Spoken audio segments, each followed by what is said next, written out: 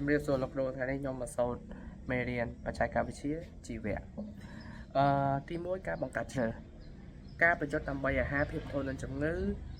ការបន្ស៊ាំយ៉ាងល្អទៅនឹងមជ្ឈដ្ឋានខាងក្រៅបានធ្វើឲ្យភាពរស់មួយចំនួន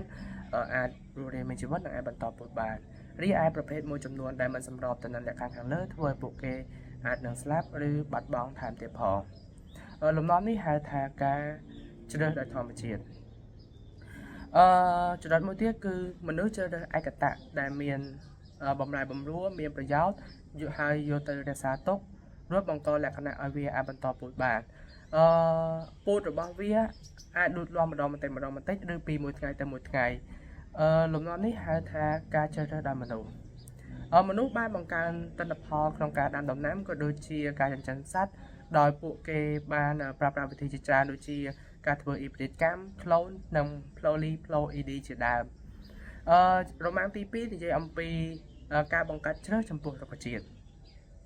អ៊ីប្រិតគឺជាកូនកាត់ដែលកើតឡើងពីការបង្កាត់រវាងមេបាដែលមានលក្ខណៈខុសគ្នា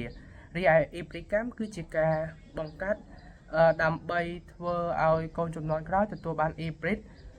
ដែលមានឬមានន័យថាគឺជាការបង្កាត់កូនចៅជាអ៊ីប្រិតចំពោះHeterosisគឺជាអ៊ីប្រិតដែលកើតឡើងពីការបង្កាត់រវាងមេបាពូជសុទ្ធដែលមានលក្ខណៈខុសគ្នាជំរាបលាលោកគ្រូ